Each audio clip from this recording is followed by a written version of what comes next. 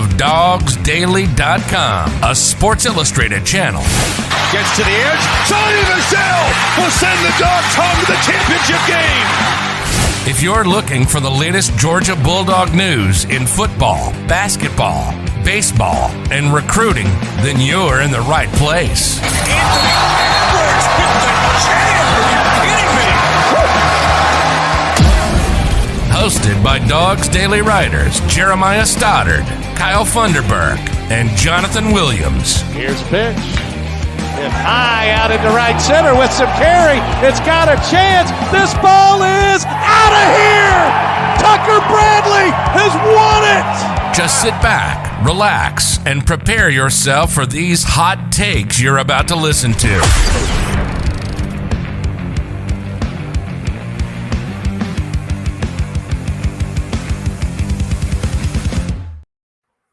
All right, welcome back to another episode of Classic City Sports. As always, Jeremiah Stoddard along with Jonathan Williams here.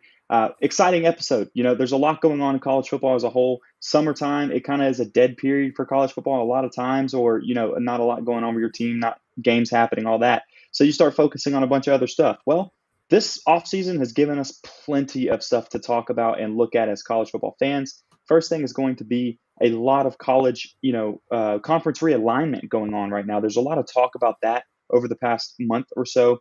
And well, plus it started, I guess, when you got Texas and Oklahoma, that started everything else. But now it's really big all over the place. And there's all the talk about super conferences, all that good stuff. So we're going to talk about that tonight.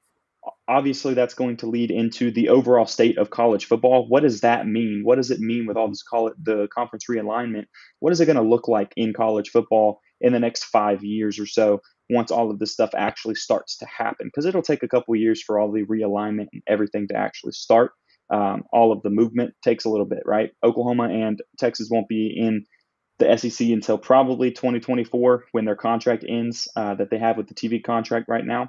And then at the end of it, as always, we got King of the Hill. This one's going to be a great episode for King of the Hill. I think we are genuinely going to have an argument on this one because we texted about this and there is a clear,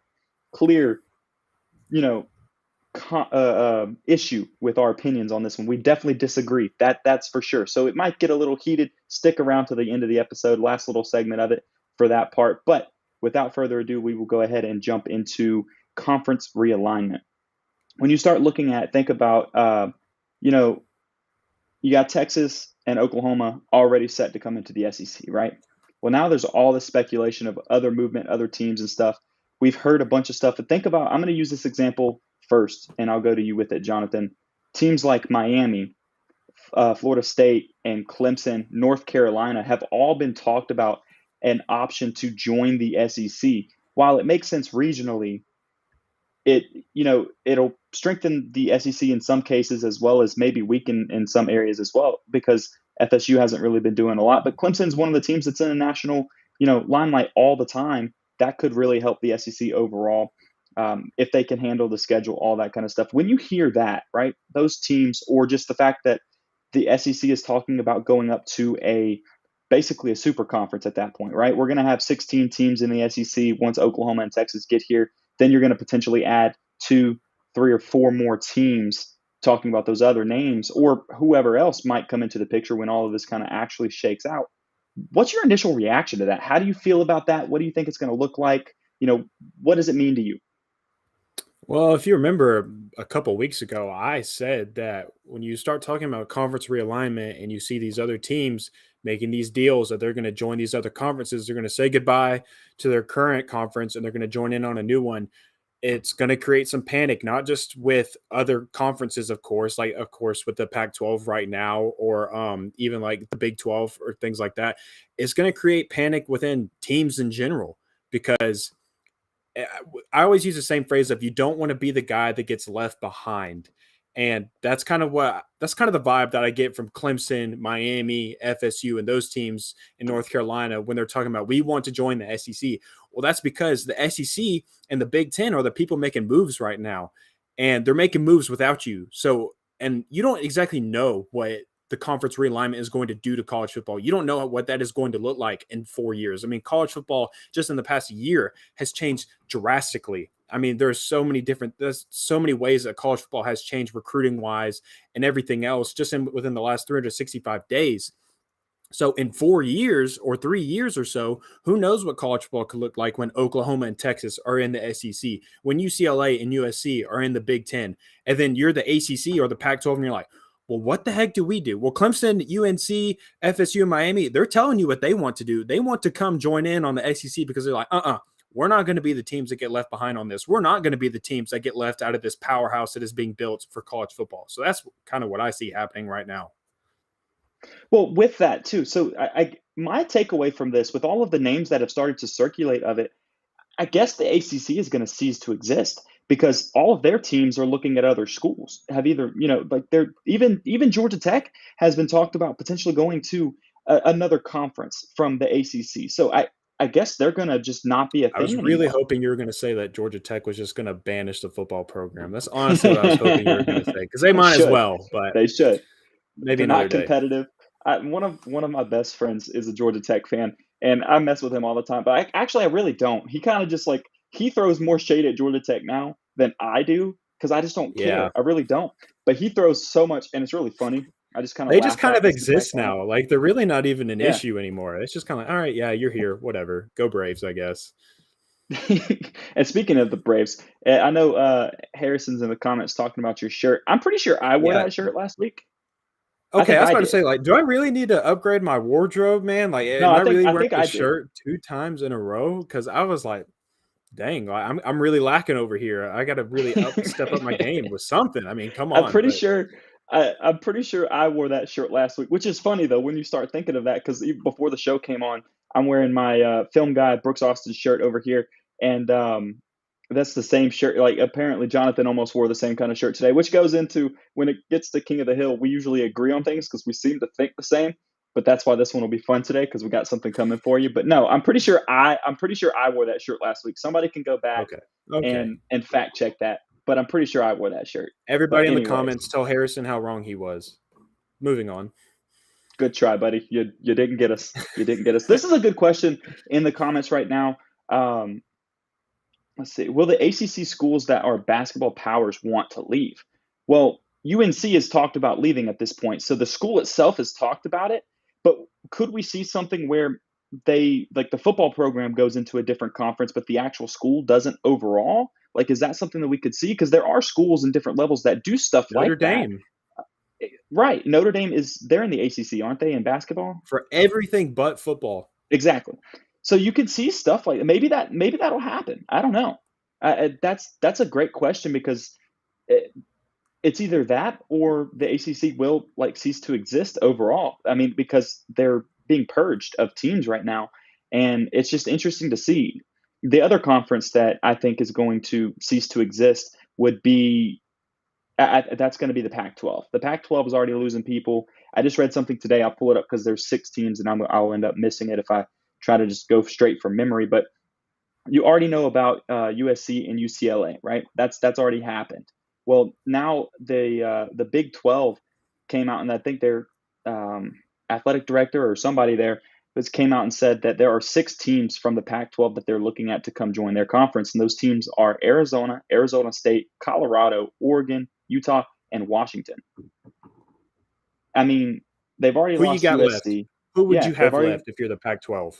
They'll have lost if those 6. I don't know if all 6 would go or if they're just looking at some of them or what their situation is. But I assume they're probably looking at all 6, and they're trying to once again get up to that super conference level where everybody's talking about 20 teams, right? You're talking about 20 teams. So maybe you see, the SEC, the Big 12, and the Big 10. Maybe you see those be those 3 different conferences with about 20 teams in it. To do that, they would need all 6 of those teams to go along with what they have to get up to that spot. So maybe they do. In that case, once again, you see those 2 conferences go away. We don't have a Power 5 anymore. It becomes a Power 3 and everybody else. So it's going to be interesting to see how that all plays out to me. Yeah, definitely. And that's what I'm talking about, this panic, because when these type of things are getting thrown about a conference wanting to, like if you're the Pac-12 and you hear someone saying like, oh, we're not only coming for basically, well, two of your top two programs in your conference. We're coming for all of your top programs from top to bottom, and we'll leave you with some scraps. That's panic time. That's time to, all right, we got to make some moves. What can we do? How can we make our conference still appealing to others?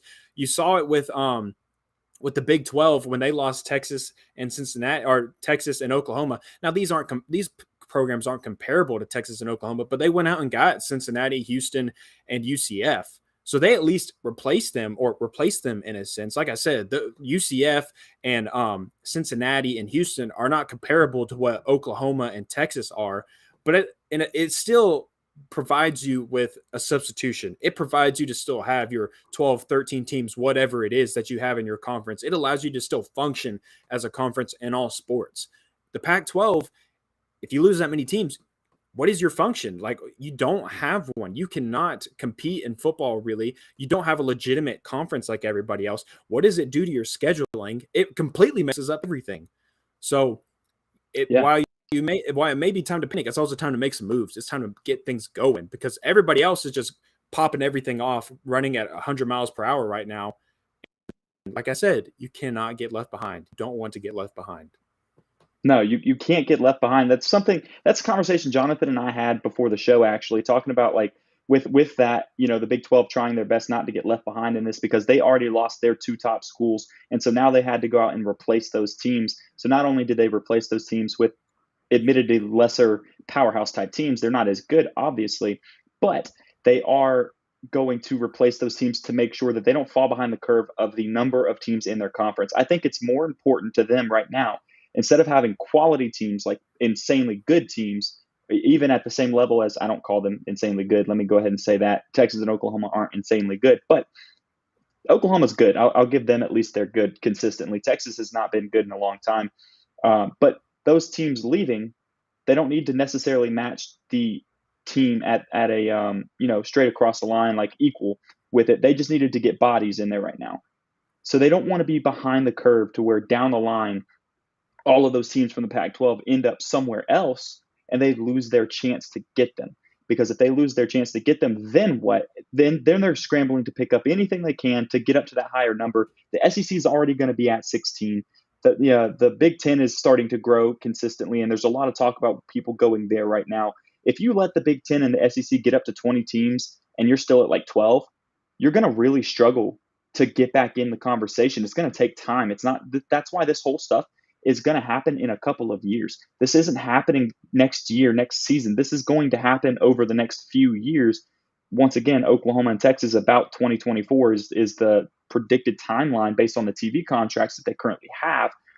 So in the next couple of years, if they don't have something at least in motion to get those teams, they will fall behind the curve, and they will struggle to keep up with college football. And they might become one of the teams that aren't considered the power 3, 2, whatever anymore. They might be out of the picture. Now, as far as the Pac-12 goes, they've already been on life support.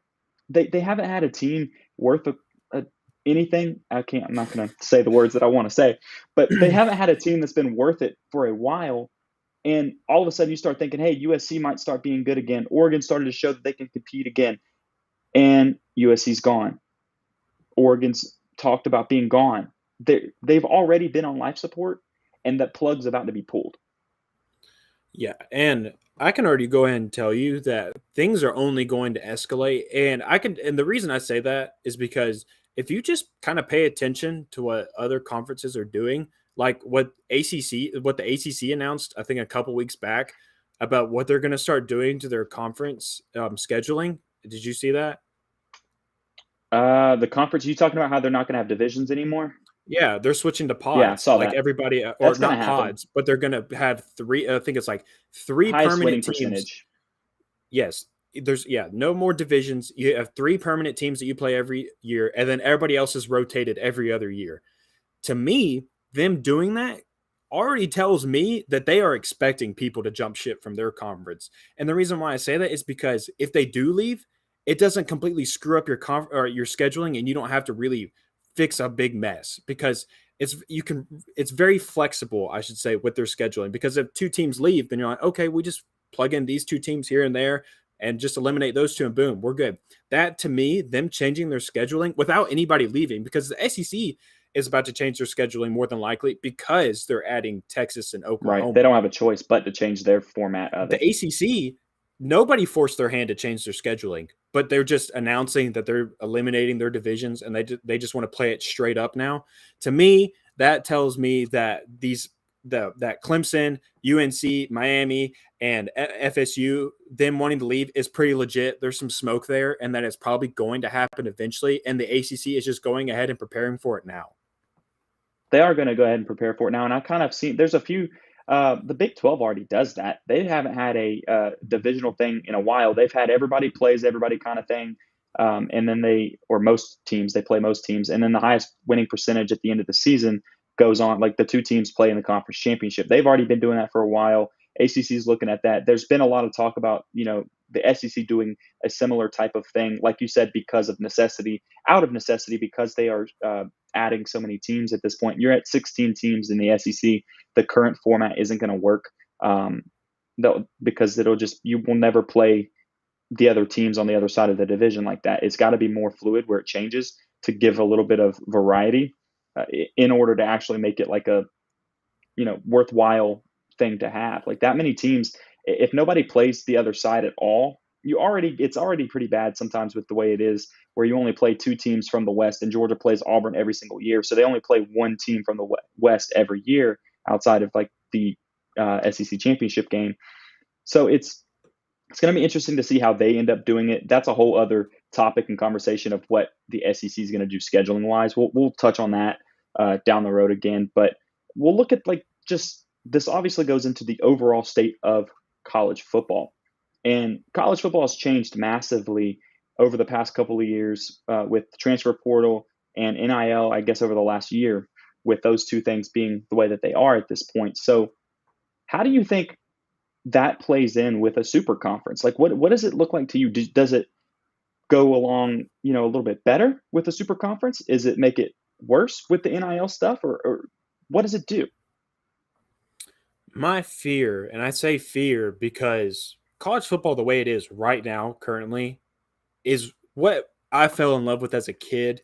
It's what millions of people have fallen in love with. It's perfect. So many people will tell you that college football is perfect because there's just something different about it with the atmosphere and the conferences and the rivalries. Everything is perfect the way it is right now. Now it's good to add some changes like NIL where players can be paid and whatnot. Those things are good. But my fear is that college football is heading in a direction where it becomes very NFL-like in regards to the conferences and scheduling, where eventually you're just going to have, 20 teams on one division or one conference, 20 teams in another, like what the Big Ten and SEC are doing right now. Those two just collide together and they have one big league together, and you have divisions split up between those 20 teams within your conference. And then you just have and then everything else just plays itself out like an NFL style playoff would or whatnot. So that's my fear because I don't want college football to turn into that. I think it waters down the sport. And then what do you do with the rest of the teams? Like, do you turn it into like what the XFL is to the NFL? Is that kind of what you're going to do where it's like, yeah, you're college football, but you're not the college football sport or whatever. You're professionals, but you're not professionals. You're collegiate athletes in college football, but you're not collegiate athletes in college football. That's my fear with where this is going. And I don't see anything deterring anybody from doing so. That's kind of where I feel like the state of college football is at and where it's headed right now. You just hit on something that we haven't even talked about, but that's my biggest concern about what this is going to do, because we're big on, on the show, we always talk about we want the players to have a good situation, go where they want to go and all this stuff, right? One of the great things about college football right now is there are so many teams and there are so many places that these guys can go, at different levels. Yeah, they may not be a big name team or big place, but they can go play college football and further their career. And you see people go to these, basically no-name teams and end up in the NFL and stuff like that. That's their pathway. It's not a desirable one to start, but by the finish of it, if they're still in the NFL, it worked out for them. They're happy with it. How many UABs out there are there going to be? How many Murray States are there going to be out there anymore when they can't come in and play against a UGA where we pay them $1 million to come play us? Those games go away. When you have 20 teams in a conference and you're going to have, I would assume 10 conference games or something of that nature. When you're going to have that many, do you want them to only play a third of those teams, you want them to play more than that. So you're probably going to see either the schedule get, increased, or you're going to see those cupcake games start disappearing where you don't have Nickel State running in there anymore. And teams like, at least as of right now, I think they keep Georgia Tech on the schedule. So if they have an out of conference, they're going to play Georgia Tech because it's an in-state rival. Even though at the beginning of the show we talked about they don't really have to play that game anymore. They can not even have a football team. They don't really need one. They're not doing anything over there. But still, you're not going to have the opportunity. You're not going to have 3 of those games a year.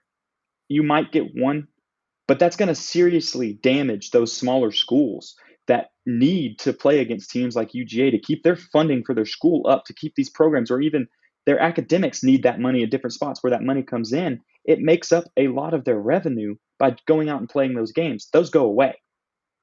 And that's dangerous to the game. That completely changes the game of college football. That hurts all of these kids out there that have so many options right now that now have nowhere to go. They stop playing football out of high school because now they can't do, like, unless they do what you're saying, they keep the teams, but like it's college football, but it's really not. Like everyone's like, "Oh yeah, you play college football. That's great. Where do you play?" Do y'all even have televised games anymore? No. Yep. Yeah, that's another thing. That's what I'm you worried just about. touched on right there. TV contracts. That's another thing that's really circulating right now. ESPN's already taken over SEC here in the coming years. And then, so TV deals also play a huge role in this because TV deals equal money. And money is what fuels your conference, what fuels your programs within your conference. And if you don't got a TV deal, if you aren't being televised for people to watch, nobody really gives a flip about you. It's one of the reasons why the Atlanta Braves are one of the most nationally loved teams and have one of the widest fan bases in all of America, because back in the day, who was on national television all the time? It was the Braves. That's why there's fans in Florida, Louisiana, Alabama, Tennessee, all over the freaking United States of America. That's a big reason why. So when Georgia and Alabama and everybody else in the SEC are on ESPN every single week, but you're playing in the Pac-12, and it's like, well, we have the Pac-12 network that a handful of people have on their televisions that have access to it. That don't mean anything anymore. I want to go play. Very valid point. Yeah. I want to go be on ESPN like all these other players. I want the most exposure that is given to me as a collegiate athlete, where I can make the most of my NIL, where I can make the most of my collegiate career, where I can make the most of my chance to get to the NFL. That's what TV deals provide you. So that what you touched on with TV deals is a very big thing. But also going back to another point of yours about schools like Murray State, Nickel State, and whatnot. That's why UCF and Cincinnati and Houston jumping into the Big Ten, at least it at least buys them some more time, because again, they're not on the same level, of course, as a Murray State or a Nickel State. Those 3 schools, they are still bigger schools. They are at least relevant in some instances, of course. But if you get left behind, you do kind of become one of those programs, because who are you playing now? Nobody. Right. And when you're not playing anybody, that's probably going to take some funds out of your program, and then you're kind of scrambling. So that's my point exactly, because right now those teams that play that role are the Murray States and stuff like that. But instead, you're going to have the leftovers from the Pac-12. Those are going to be your Murray States at this point. They are now on that level, which means the teams that used to be that level just go away. That's what I'm saying. That's exactly the point, because yeah, they're not going to get the attention. And you hit, like, with the TV contract stuff. Think about like the ESPN. ESPN's trying to get everybody's TV contract. That's the thing. Like, it's not even just the Big Ten, or which one is it? The Big Ten that has the big noon game. Fox, is that they're on Fox? Is that what it is? Mm-hmm. Their contracts, yeah. So they at least have Fox and stuff. But ESPN's trying to get everybody else. They've already got like the ACC a lot. They've got the SEC. Like you said, the Pac-12 network. The SEC network is ESPN. It's a branch of ESPN. Everything is going to be under that one network, just about. They're trying to get it that way, at least. And so they're going to run everything. If you got to know, you go to ESPN to watch all of your college football, and you don't see those other teams, yeah, you're going to have that thought process. Well, they're never on TV. Well, that's because all these other TV or teams have TV contracts with ESPN, and where everybody's watching, and it doesn't include them, so they don't get to. And now they can't play them in out-of-conference games because they don't have the ability to do that. So those teams literally die. They just die. That's what I expect to happen to a lot of it at the current pace of it. And I think it's not going to go well. Kind of what I was segueing into with this subject in general, though, when I brought up conference, NIL and transfer portal stuff with it and all that. How do you think that goes along with this? Because I think the positive side to it, with the way that it's going, where if you do have these three different, leagues or conferences within college football, call it right now, we'll just call it the SEC, Big Ten, and Big 12, right?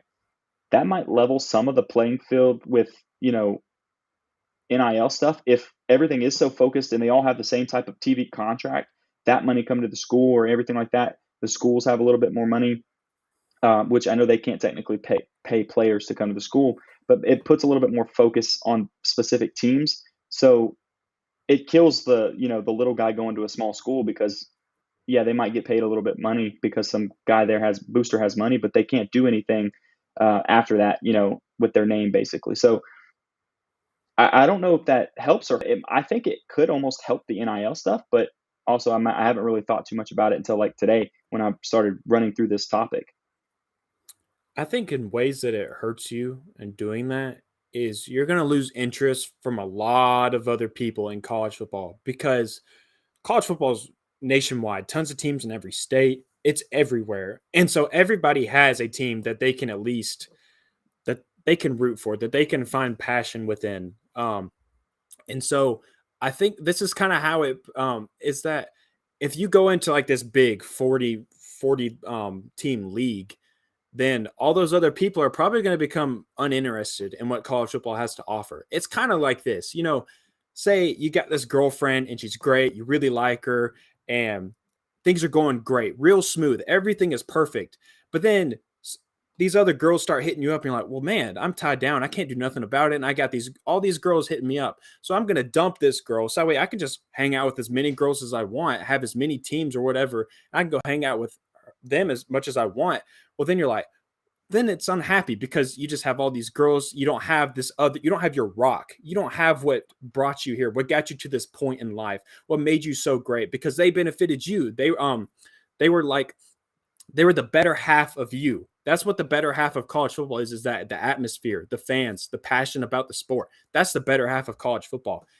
If you go into this 40-man league, I think you take that away from a lot of people, at least. Of course, not schools like Georgia, Alabama, etc., because their teams are still playing for the college football national championship. But Utah or, I don't know, Texas Tech, those schools like that, those fans are, well, we got left behind, so I guess I'm done with college football. You lose interest from them because you broke away from what made you so great. Yeah, I think you could. I'm concerned about the direction of college football as a whole. NIL stuff has started to get pretty crazy, and I think when you add in how crazy it's gotten and how much it has changed over the past, 6-7 months, ever since signing day, right? So December, the first part of signing day, that's where everything started getting really crazy, and ever since then, it's just gotten worse and worse and worse. And it's only going to continue to go that direction as of now. And Dan, yeah, I see that comment. I understand all these. That's why when I said you can't pay players to come to your school, I use quotation marks. You can't pay players to come to your school. We all saw the video of Texas A&M. We get it. I understand. But that's you're going to see the game get kind of damaged, and you're going to lose some interest. The way that it's currently going with NIL already being so crazy, and then you start having these mega conferences, I'm concerned about the future of college football. I think it might become a product that we don't enjoy near as much in about 5 years. It might be fun for a little while, but then it's just going to continue to go. It's going to become a lot more like the NFL. It really is. You talking about the XFL and all the little leagues and stuff outside of it is very similar to what I think it's going to turn up to be at the current rate that it's going in the direction it's going. And most college football fans will tell you college football is 10 times better than the NFL. They might watch the NFL or like the NFL or be big fans of it. Most of them are still going to say that college football is superior by a decent margin. You want to know why? It's because it's because Arizona State plays for the same title that Georgia does. Georgia is far and away a more prestigious program in college football. They have more money. They have better facilities. They have better coaches. They have better players. But it don't matter who you are. You're all playing for the same title. You're all on the same level ground as far as what your motivation is. You're all there for the same thing. Everybody's there to get their spot in the college football playoff, and they're there to win a national championship. Regardless of like if you go into the season and you know that's not going to happen, that's what everybody starts the season fighting out for. Everybody's 0-0. And you're playing for a college football national championship. And look at Cincinnati. You have teams like Cincinnati every now and then that'll rise up. And now all of a sudden, Cincinnati's relevant. Fickle's over there recruiting his tail off, trying to get as many kids on campus and reeling in some better prospects now because, again, he got put on that stage. And while they got blown out by Alabama, he was still on that stage for everybody to see what his program has to offer, what he is building. He got all that TV time to really sell his program, to tell high school recruits why they should become a Bearcat. Those things matter. And even though that Cincinnati is not in the Power Five, they're in the Group of Five, they were still in the college football playoff playing for a national title, playing against Alabama. They were on the same field playing for the biggest stakes in all of the game. That's why college football is so great and why it's the greatest sport, in my opinion, in the world.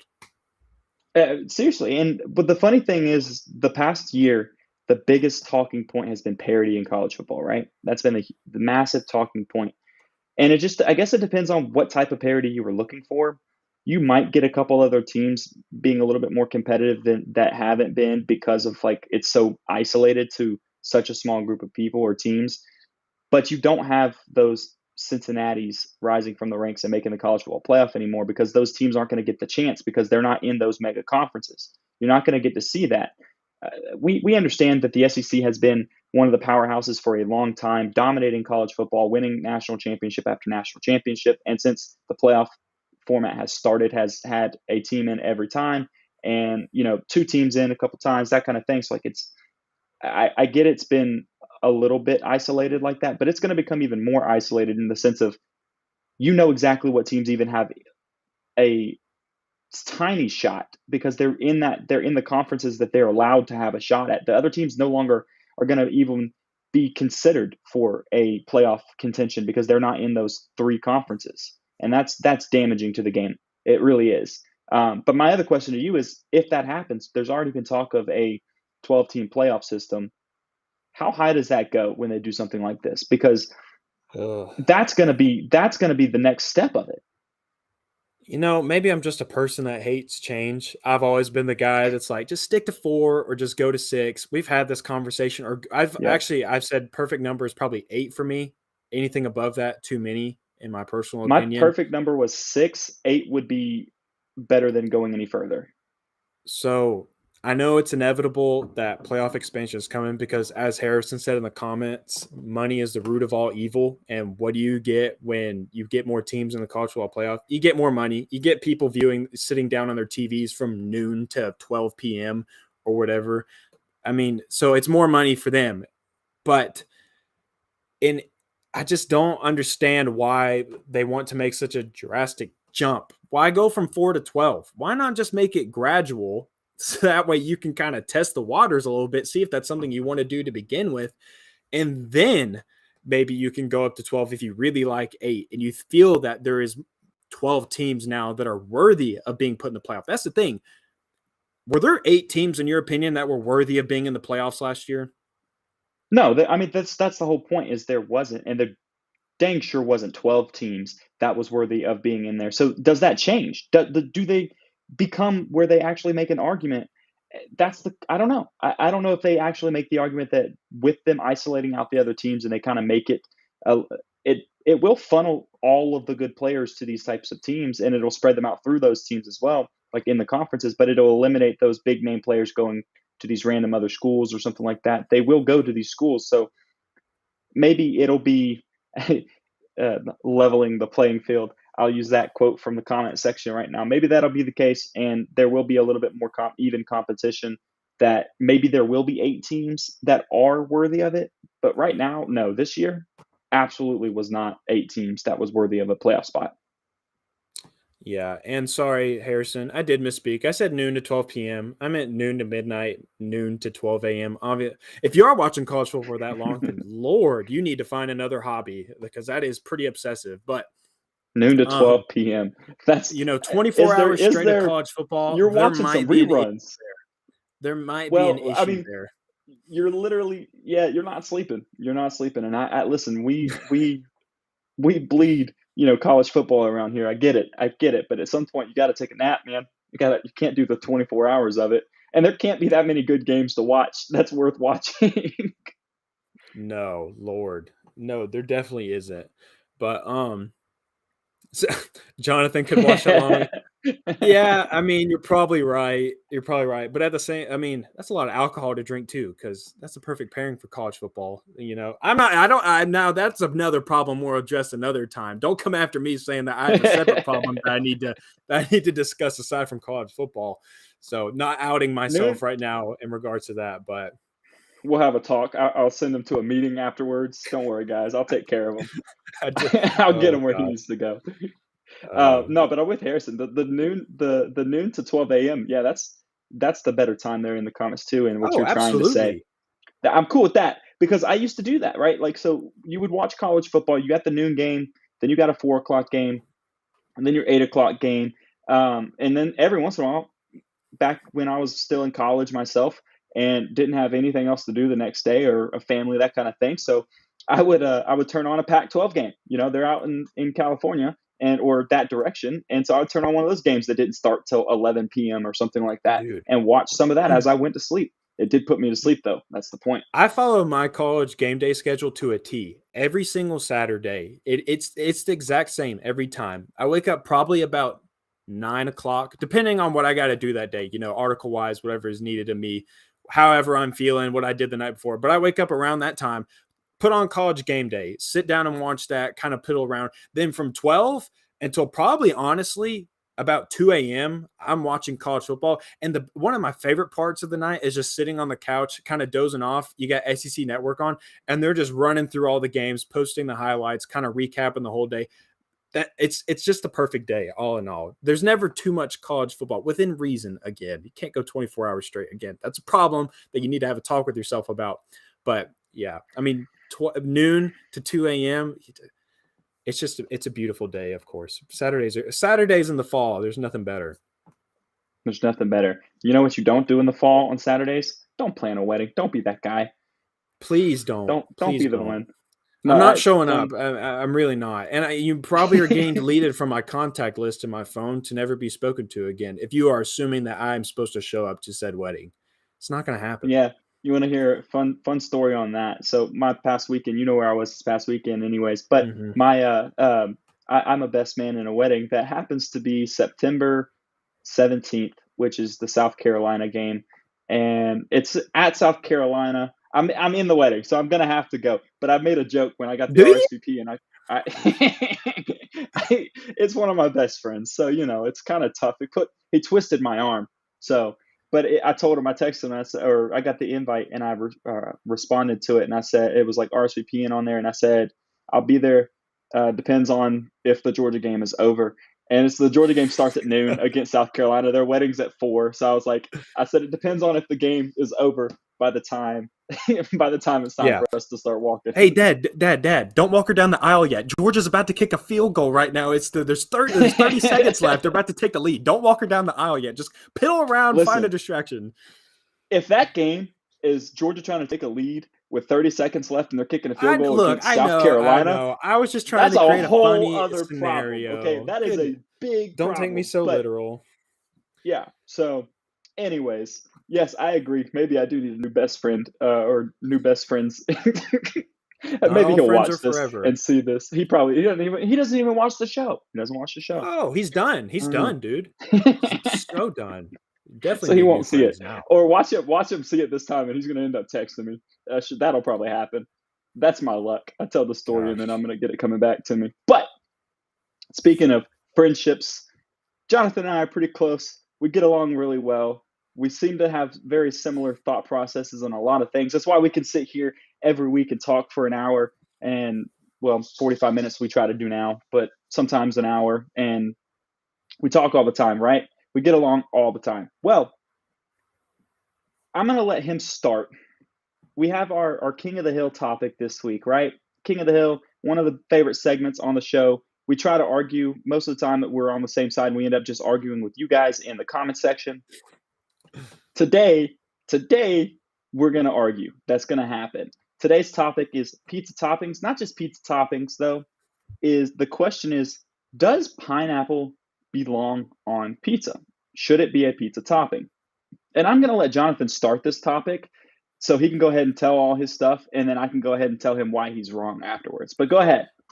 Now, there are three things that you could judge, three food opinions that you can firmly judge a person off of. Do they like tomatoes? Do they like pineapple on their pizza? And how do they order their steak? Those are three things that you can firmly judge a person's character off of. Those three food opinions, you can firmly judge a person's character off of those type of things. And you saying that you do not like pineapple on your pizza tells me everything I need to know about your food opinions. They are all trash, all of them. Because here's the thing with most people that say that they don't like pineapple on their pizza. They don't try it. They refuse to try it. Oh, that's not true. I've tried it. Not saying that's for you. That's the most case for most people. So if you're going to sit here and tell me that you don't like something just because it sounds a little weird, then conversation is over. There is no need for a debate because pineapple most certainly does belong on pizza. Something. You can't say it doesn't go on something if you haven't tried it. I've tried it. I've had it multiple times. So I'm going to go ahead and clear that up before I let you go on. But I have tried this when I have my argument. Yes. Well, all I'm going to say is there's just something different about having some sweetness along with your bacon that's the thing. It's got to be bacon and pineapple. That's the best pairing for pineapple on pizza. It's got to have some bacon with it because you get a little salty and you get a little sweetness. It's the best thing ever. So pineapple most certainly does belong on pizza. It's the end of discussion. There should be no other opinion. I refuse to listen to anybody else that has a differing opinion because it's one of God's gifts. What are you going to do? Drop off the chat right now? I might. Are you just going to mute me? I might drop this friendship, as we said earlier. I might just cold turkey you.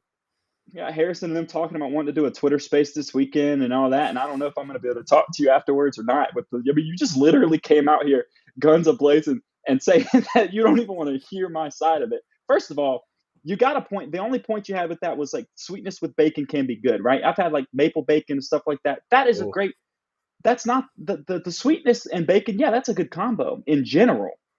But first of all, pineapple cannot go with tomato sauce. Pineapple and tomato sauce? I'm sitting here telling you it can. No, pineapple and tomato sauce is the worst combination that I can imagine. First of all, pineapple is incredible. It's one of my favorite fruits ever. It really is. It is one of my favorite fruits. It shouldn't be hot. Pineapple hot is not good to me. And you mix hot pineapple with tomato sauce, and I think you have a mental disorder. Like, it just doesn't work for me anymore. Like, it's an acidic fruit. And now you're putting it with tomato sauce and cheese, and it just doesn't. No, it cannot go together. It doesn't make sense. I don't know why they started putting fruit. The only other fruit they put on pizza is going to be like tomatoes, literally, but that's not even like that's a fruit. Oh, now you're really getting into treacherous territory calling a tomato a fruit, but we'll say that for another discussion. I use quotation marks. That's my whole point of this conversation. You're really trying to overstep your boundaries here, right Jeremiah. Now. So please tread carefully through this discussion. Fruit, and I'm using quotation. Yeah, so it's not tomato. You can say it's not a fruit. So then fruit, if that's the case, fruit does not go on pizzas. Therefore, pineapple does not belong on pizza. Pause. We have to debate this right now. Harrison, are you slandering cold pizza? Oh, what do you say? Is that what I'm hearing? You're slandering cold pizza? I can't. The comments have been going off while I've been going on over here, so I haven't been able to read them. So I'm going to have to catch up. Let me see. Hold on. And no, he said, Dan, I do not put anything on my steak. I eat it how it is given to me because a good steak doesn't need anything else put on it. But anyway, you're slandering cold pizza, Harrison.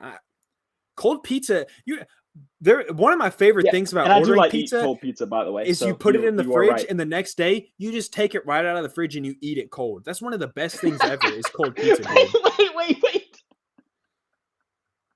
Yeah, I know. I was addressing that.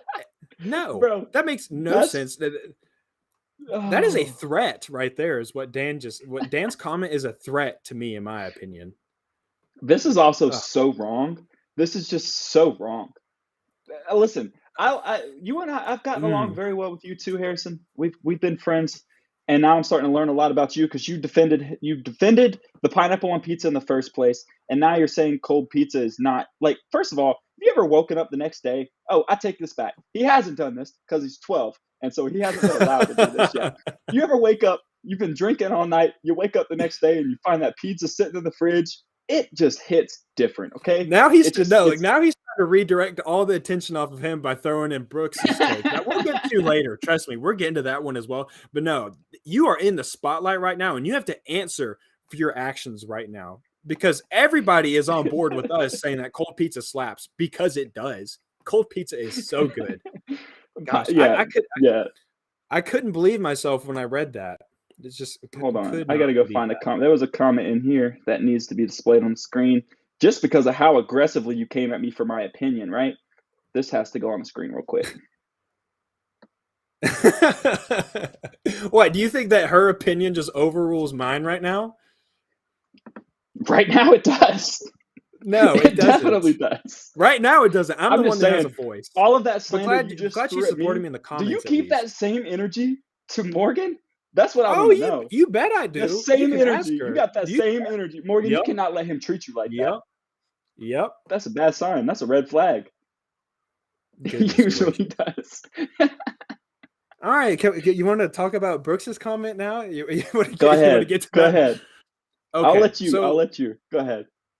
I don't know that I can say this is the most outrageous comment now after the blasphemy that Harrison spewed off in the comments. But I will say this is one of the worst comments that I have ever read in my entire life. It was yesterday. We put out a tweet on our podcast page asking for some King of the Hill topics. What you guys wanted to hear us debate. It's how we got here arguing over pineapple going on pizza. Might seem minuscule, but it's a big deal. And Brooks Austin, who we all love, who we support, makes the comment that iced tea is just brown sugar water. Sweet tea. Yeah, sweet tea. Yes, sweet tea is just brown sugar water. If he had just said iced tea, I might have agreed with him because unsweet tea is terrible. But sweet tea, and he called it brown sugar water. And I assume he's taken that like it was a tweet, but so it's kind of difficult to take totally that understand. crap up north. Go take it up to Cleveland with your boy Braun Brooks. That comment has no place here in the South, where sweet tea is a delicacy. And if you're slandering sweet tea like that, you've never had good sweet tea in your entire life. I'll go ahead and tell you right now. Ooh, just yeah. Again, you remember how I just said Brooks can go up to Cleveland with that take? Morgan's family is from Ohio, so she can go right back on up there with that comment. That it's just something like Northerners are weirdos, man. And I just cannot believe someone who Brooks is born and raised in the South, yet he's over here slandering one of the best things about being in the South is that you're going to get some good sweet tea pretty much anywhere you go, and it is so freaking good. People can mess up sweet tea, but yeah, in most places down here, sweet tea is good. He's saying, I'm with you. I can't drink warm sweet tea either. I don't think anyone. I've never heard of any. Now, if somebody in the comment section pops off with this, I will lose it. I don't think anyone that have ever met that says that like warm sweet tea is the way to go. Yeah. It does have to be iced. Like you got to have it cold. It definitely has to be cold. That's for sure. That is for sure. Absolutely. That's unless he was just saying the only way out of this, right, is if he was saying, I mean, it's just brown sugar water. Doesn't necessarily mean it's not good. Maybe he likes brown sugar water. I don't know. But at the same time, because who was it? Somebody I kind of like to refer it as this, but I still enjoy it as coffee as dirty bean water. It was me. I was the one who said that coffee on that logic that sweet tea is just brown sugar water. Yep. That just means coffee is just black bean water or brown bean dirty water. Bean water. Dirty bean water. That's all that is. So if he's going to come after our sweet tea, I'm coming after his coffee. That's all I'm saying. No, listen, you can say that all you want, and it's funny. I take that as it's funny, but I still enjoy it, and I understand. I mean, that's basically. I mean, they're taking coffee beans and making brown water out of it. Shocked that Dan is a Kool-Aid man. Color me. He just looks like the type of guy that would be a fanatic about some Kool-Aid. I mean, Kool-Aid. There's not much to not like about Kool-Aid. Kool-Aid is the best, but it doesn't surprise me one bit that Dan is in the comments defending Kool-Aid right now. Yeah, and they're getting in the comments with the sweet tea places and stuff like that. Bojangles does have really good sweet tea. We've talked about Cookout sweet tea. Harrison is very passionate about that. That's a whole other. Arnold Palmer's are really good. I do enjoy a good Arnold Palmer. Yeah, you got to get the ratio right, though. You got to get the ratio right. It does. It does need to be right. And hey, Harrison, when you're of age, there are some alcoholic Arnold Palmers. Those are really in 8 years, when you turn 21, you should go try one of them. Well, I think that covers it for me, and I think that was a pretty good segment of it. That was definitely the most heated we have gotten from a King of the Hill segment overall. I think it was worthwhile. I don't know about you guys. Y'all can tell us in the comments or reach out to us on social media, all that kind of stuff. But I'm going to pass it over to Jonathan. I want to know. I'm passing it to you. The comments need this is so we call it King of the Hill because we want to know who is standing on top of the hill after an argument. Oh yeah. I want to see in the comments who you guys think won this episode or this segment of King of the Hill. I want to know right now because we got to put it to the test. This is what this episode is about. So I want to know who you guys think won this argument because there's no point in us screaming at each other on screens First of all, Harrison, I would drive up to North Carolina and backhand you for saying none. You can't say none. I mean, somebody wins. You have to have your opinion's wrong in the first place. I assume I know which way you're going to vote because you already basically said who wins. Thank you. The dagger in my heart right now. What can I say? The people love me. Oh, okay. Maybe I don't want to know. You people are just attacking my character right now. Maybe I'm just a little passionate about my food. My goodness. God, okay, whatever. I guess for should right we stop now, or should I keep going? I guess we can crown Jeremiah as the winner of this round. Goodness gracious. I'm just blown away right now. The Michael Jordan meme? Yeah, whatever. Gotcha. I have, gosh, whatever. Anyways, I guess I'll do my duties of closing the show. Follow us on Twitter. Again, we have new Instagram handles for both of us. We got the Stodfather for Jeremiah now. We got Dr._JWolf for me. And then we got Classic City POD for Twitter as well for our podcast channel right there down at the bottom of your screen. Also got some Facebook action going on. We always post our live shows over there if you're kind of into that type of thing. And if you're into subscribe, that type of thing, Facebook. Yeah, if you're into that, Dan, I'm sure that's right up your alley. Facebook. I hear your people love it. Like and subscribe if you haven't already, especially like the video. And we've been kind of hanging around the same subscriber count right now. If you want to go check that out, we've been kind of hanging around that number. We would like to actually see that number climb. So if you could help us out with that, if you haven't already, that would be great. But Jeremiah, I will let you close us out. As always, keep it classy in the Classic City, and we will catch you guys next week.